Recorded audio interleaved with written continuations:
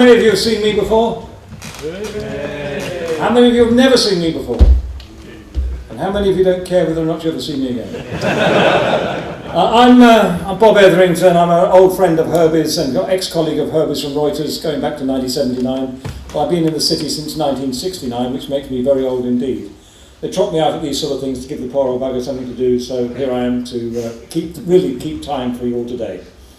I've always recognised in the City of London that whenever there's a major crisis, call it Brexit, call it a downturn, call it a 3-day week, really great things start to happen. So the rumours that the City of London is finished under Brexit are completely false. Let me tell you this for nothing. And hopefully we're going to hear about a lot of this today. And without further one thing I say, if you're on any panels today, can you please make sure that you're mic'd up before you go and start, otherwise we won't be able to hear what you have to say. And the micing up person is at the back. Matt, put your hand up, Matt.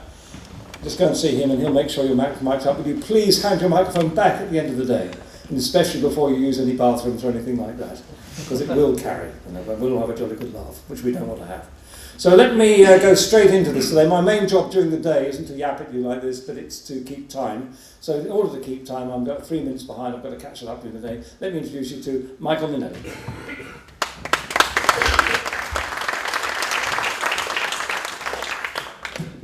Well, good morning. Thank you, Bob. My job is to yap at you today. Just wanted to make a few remarks for a few minutes to all of you here by way of welcome and scene setting. Like many of us, we're all friends of Herbie. I've been coming to Herbie's wonderful shindig for a few decades and spouting off quite a bit about what should be done. As I stand on this platform, I'm reminded of a man who was filling in a life insurance application form, but finding it a bit difficult. He's filling it out in front of the salesperson. He was embarrassed about his father's cause of death. The salesperson asked why. He explained that his father had been hanged. The salesperson thought about this for a moment. Well then, just put down, father was taking part in a public function when the platform gave way. And I'm also reminded about the philosophy student who tells his friends about the winning strategy he used to pass his ethics exam. I cheated. So in this age of green finance, I intend to cheat by recycling some comments I've made over the past few months. Now back in 2016, Herbie set us a theme at the Dutch Church in Austin Friars, and that theme was towards a new economic union. And if you can imagine, just post-Brexit vote, it was an interesting time to be having that discussion. 3.5 years on, it doesn't seem to be an interesting discussion at all. But we're going to be talking about it today. This year he has set us, though, in addition, the idea of innovation and transformation. Personally, after nearly 4 decades in financial services, we seem to have made little progress on being a better industry, either towards innovation or transformation, either technically or ethically. Sure, there have been many improvements, but let me explain my point there. Technically, I came to the City of London in '84 to put computers into finance. It shouldn't have been hard. First, finance was already then pretty much just paperwork. Sure, some coins and cash had to be moved around, but it was largely bits and bytes already. How pathetic is our rate of innovation when compared with sectors like medicine, or shipping, or aerospace, or telecoms, where actual physical devices have to be put out in the field, have to be connected, have to be monitored, have to be replaced. We actually have it easy, and yet we still have conferences today talking about eventual digitization or smoothing processes in the back office. I actually think what we're on is the cusp, when we get that done, of what you might call Finance 2.0 or something. So not just stupidly, boringly, and slowly promoting technologies such as cryptocurrencies or blockchains or bitcoins and all the trappings of hazily understood trendiness. This would be finance moving in to the bindable applications at fractions of a cent cost, so that I'm able to board a bus and do micropayments constantly, purchase insurance because I've picked up a cycle, walk into a shop, walk out of a shop, all the payments are covered. That kind of integration we are miles from, and we still think that we're a very, very technically savvy industry. So when my API charges a few percentage points for microtransaction, I might see that this is sort of the area that we might be looking at moving to. And that would mean, in many ways, that finance does become part of the real economy and very subservient to it. Secondly, on the ethics bit, I'd just like to have a kind of a rebuke, really, to today's marketing miss. Here in London, from 39 to 79, believe it or not, there wasn't a lot going on. Now, as an alderman of the city, I'm very happy to sell the myth that we've always been a financial centre. But the truth is that we had exchange controls from 39 to 79. The action was elsewhere. I'd ask you to remember the films of your childhood, American films. Where did the American banks locate? Paris. Paris was the center of Europe for Americans in the 50s, 60s, and 70s. So the revolution that we won very hard, really in the early 80s, is one that we can lose quite rapidly. Now that's not gloom-mongering. I'm here with Bob on this one. London will survive, will thrive, if we get off our tails and do things. And I'm hoping that today we'll see quite a few people who've got plans to do really amazing things. We also have fintech. Well, it's a bit of an insult to 35 years of some of our lives. More important than the hard work of plumbing deep wholesale networks seem to be these glossy lipstick on a pig smartphone applications from some unregulated entrepreneur who can't afford a desk, who's neither a decent financier nor a decent programmer. I have people to do that for me.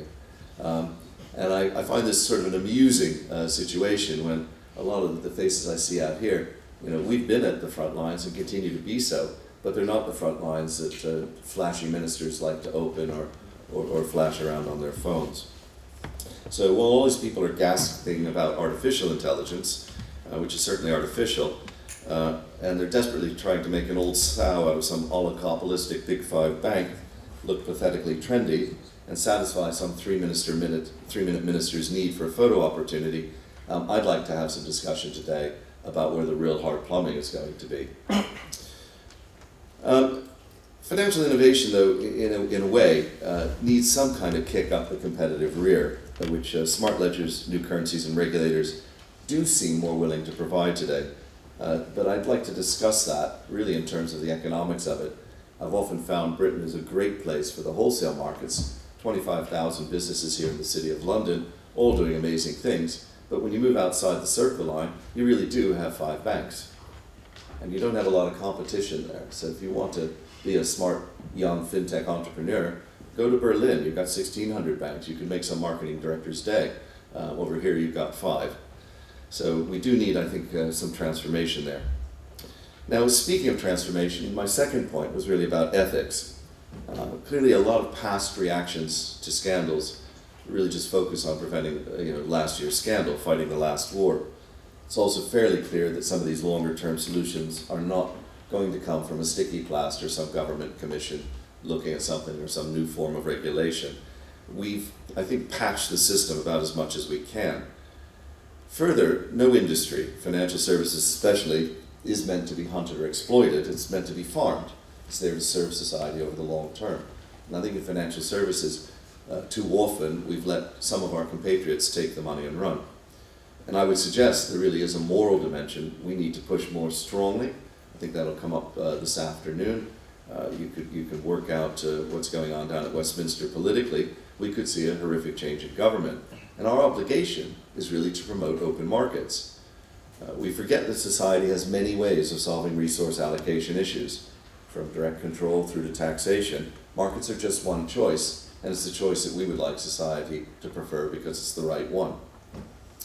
I cleaned up an old joke for this morning. One day a teacher asked Johnny, "Johnny, if there are 2 birds on a wire and I fire 2 barrels from a shotgun, how many birds will I hit?" 1 miss. "Johnny, please listen. If there are 2 birds on a wire and I fire 2 barrels from a shotgun, how many birds will I hit?" 1 miss. "Why, Johnny?" "Well, miss, after you fire the first barrel, the second barrel will fly away. The second bird will fly away." "Johnny, that's the wrong answer, but I like the way you think." The next day, Johnny comes into the classroom. "Miss, my dad says that I must put my allowance money in a bank account. One bank offers me an educational booklet with a young saver's pin. The other bank has an extremely hot and attractive teller and offers me a month's free ice cream. Which bank should get my account?" The teacher blushes and says, "Well, perhaps the one that gives the free ice cream." Johnny replies, "No, miss, the one with the biggest government bank deposit. But I like the way you think." See me afterwards for the laundered version. Anyway, how pathetic that government guarantees are needed in an industry that claims high rewards.